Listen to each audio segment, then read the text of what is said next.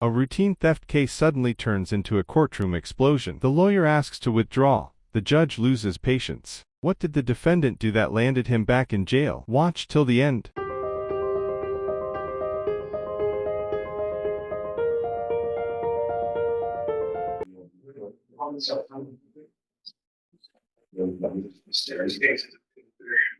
Okay, you were Jonathan Cruz? Yes, sir. 24 CR 565 is called. You were charged, as you know, with the state jail felony of theft. And then the indictment goes on to allege you have 2 prior convictions of state jails. And then this state jail felony then becomes a 3rd-degree felony or punishment. Yes. If all of this is true, if you're found guilty. And then you're looking at no less than 2, no more than 10 years confinement in prison and a fine up to $10,000. You understand? Yes, sir. Okay. All right. So here, Mr. Wilkerson has been your attorney. Are you detained on this? Appointed, Your Honor. Appointed. All right. Go ahead. You filed a motion to withdraw. Yes. Here on August 21st. Go ahead. Your Honor, so in this case, we have endeavored to satisfy all of Mr. Cruz's requests and representations exhaustively from contacting parole officers at his request because of a revocation warrant on file. You do a good job. You are pretty intent on taking care of business. To issuing subpoenas to phone carriers in a number of other locations. Ultimately, it comes down to a conflict that is renders this attorney-client relationship unworkable at this point. There are issues ranging from allegations that the dates on various offense reports or rental contracts or things of that nature are wrong to even more in-depth issues.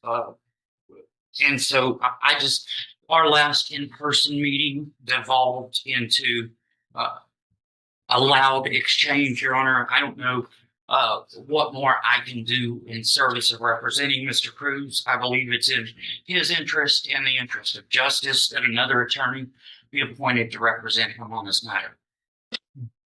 Okay, so what happened? What's the blow up that happened on the last? Because I don't expect defendants to be mistreated, and I certainly don't expect my lawyers to be mistreated. Yes, sir. That will have severe sanctions. I can hold people in contempt of court because attorneys are going to quit wanting to represent people, and then good luck with the Constitution then if you can't be civil with a person who's working for your best interests. He's saying what he's saying.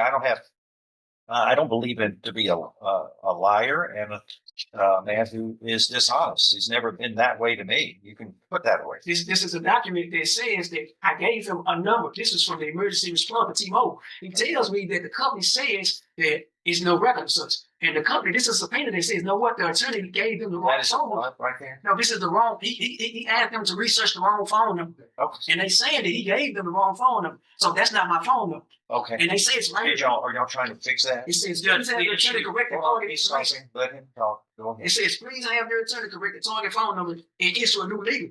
Okay. So they saying that I have a phone number with you. Okay. But Relax. Let's see it. This is on August 11th. Yeah. Okay. T-Mobile hereby objects to the reference legal demand and is unable to respond. Which is not service. Okay. You've seen this. No, Your Honor, but we issued subpoenas for 2 different phone numbers based on our client's representations of what numbers belonged to him at the time. We received one affirmative response to which we received a list of incoming and outgoing calls. I reviewed that with the client. He insists that other calls were made that are not shown on that record. The other phone number I subpoenaed was the number that was provided to me by my client in a number of different communications. This is just a series. What about that? Ongoing. Did y'all receive information from the phone company on that? As indicated, Judge, we received one response with records, and we received another response with regard to the other number that he provided, saying that there were no records associated with that number. There are issues regarding the contract that was executed, Contract. allegedly to rent a vehicle, Which is the basis of this which charge. serves as the basis of this charge. There are issues regarding offense reports submitted by other agencies to the Department of Public Safety, in which the defendant alleges that the reports contain inaccurate information.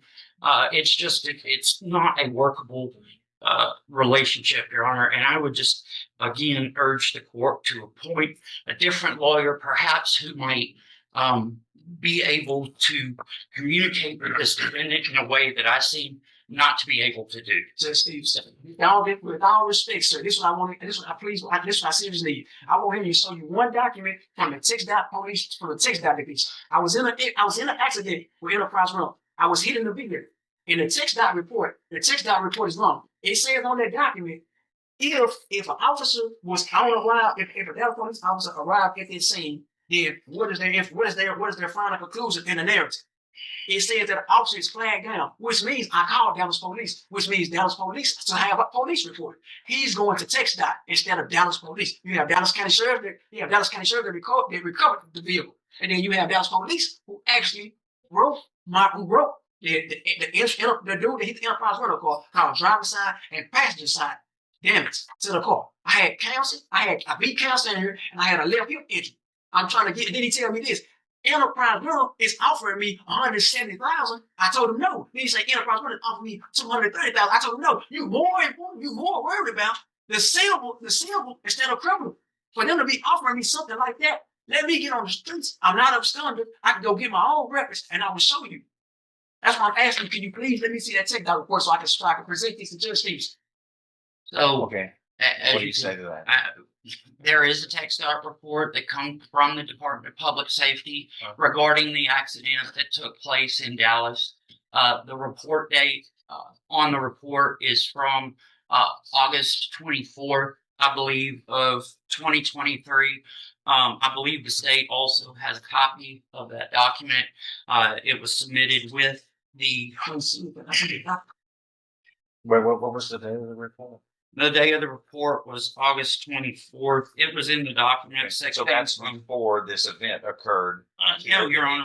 The indictment says on or about October 2nd. Oh, This crime occurred. No, okay, so the offense report was made in October, but the offense itself, Take your time. the initial rental took place on August 17th of 2023, which the defendant also indicates or alleges is an incorrect date.